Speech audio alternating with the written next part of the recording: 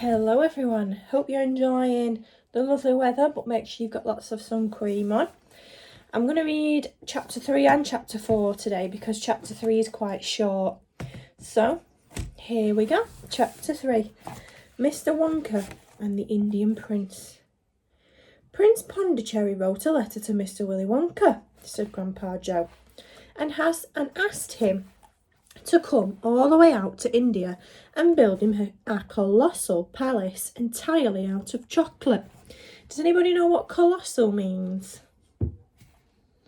It means it's big, it's huge, really, really big. Did Mr. Wonka do it, Grandpa? He did indeed, and what a place it was. It had 100 rooms, and everything was made either of dark or light chocolate. The bricks were chocolate, the cement holding them together was chocolate, and the windows were chocolate, and all the walls and ceilings were made of chocolate.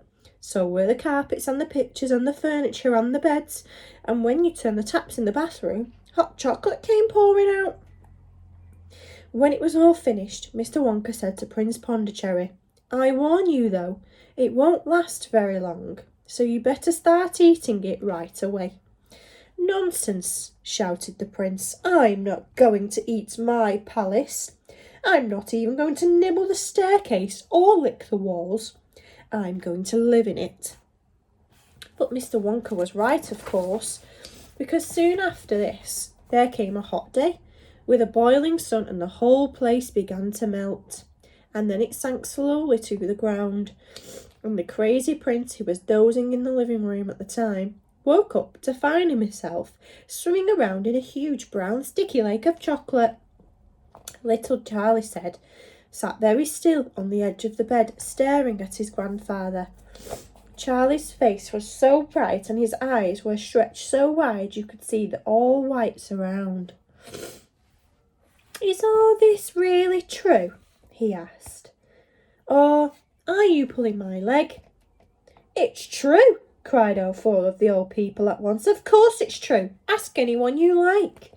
"And I'll tell you something else that's true," said Grandpa Joe.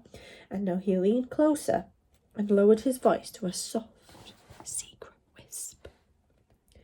"Nobody ever comes out." "Out of where?" asked Charlie. "And nobody ever goes in." "In where?" cried Charlie. "Wonka's factory, of course." "Grandpa, what do you mean?" "I mean workers, Charlie." "Workers?" "All factories," said Grandpa Joe, "have workers streaming in and out of the gates in the mornings and evenings. Except Wonka's. Have you ever seen a single person going into that place or coming out?" Little Charlie slowly looked around at each of the four old faces, one after the other, and they all looked back at him. They were friendly, smiling faces, but they were also quite serious. There was no sign of joking or leg pulling on any of them. "Well, have you?" asked Grandpa Joe. I really don't know, Grandpa," Charlie stammered. "Whenever I walk past the factory, the gates seem to be closed." "Exactly," said Grandpa Joe. "But there must be people working there." "Not people, Charlie. Not ordinary people, anyway." "Then who?" cried Charlie. That's it, you see. That's another of Mr. Willy Wonka's cleverness." "Charlie, dear," Mrs. Bucket called out from where she was standing by the door, "it's time for bed. That's enough for tonight." "But, Mother, I must hear." "Tomorrow, darling." "That's right," said Grandpa Joe. "I'll tell you the rest of it tomorrow." Now, I want to know what you think is going to happen next. What type of people do you think works in Mr. Wonka's factory? Maybe you could tell it to an adult, a brother, a sister. Go and tell them now and pause the video. Right, chapter 4. The Secret Workers. The next evening, Grandpa Joe went on with his story. "You see, Charlie," he said, Not so very long ago, there used to be thousands of people working in Mr. Willy Wonka's factory. Then one day, all of a sudden, Mr. Wonka had to ask every single one of them to leave, to go home and never come back.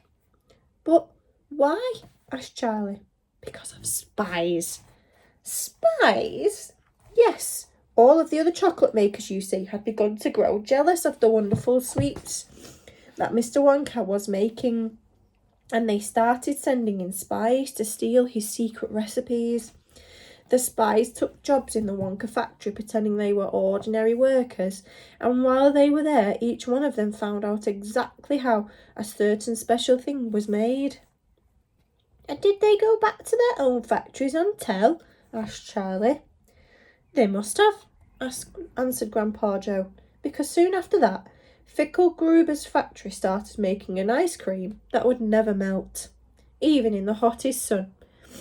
Then Mr. Prodnose's factory came out with a chewing gum that never lost its flavour however much you chewed it. And then Mr. Slugworth's factory began making sugar balloons that you could blow up to huge sizes before you popped with a pin and gobbled them up. And so on, and so on. And Mr. Willy Wonka tore his beard and shouted, "This is terrible! I shall be ruined. There are spies everywhere. I shall have to close the factory." But he didn't do that, Charlie said. Oh, yes he did. He told all the workers that he was sorry, but they would have to go home. Then he shut the main gates and fastened them with a chain, and suddenly Wonka's chocolate factory became silent and deserted. The chimney stopped smoking, the machine stopped whirling, and from then on, not a single chocolate or sweet was made. Not a soul went in or out. Even Mr. Willy Wonka disappeared completely.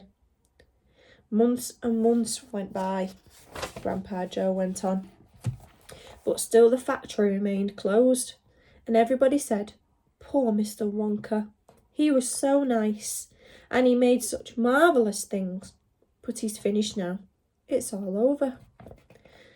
Then something astonishing happened.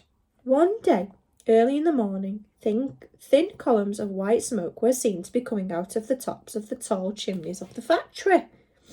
People in the town stopped and stared. "What's going on?" they cried. "Someone's lit the furnaces. Mr. Wonka must be opening up again." They ran to the gates expecting to see them wide open, and Mr. Wonka standing there to welcome his workers back. But no, the iron gates were still locked and chained as securely as ever, and Mr. Wonka was nowhere to be seen. "But the factory is working," the people shouted. "Listen, you can hear the machines. They're all whirling again, and you can smell the melting chocolate in the air."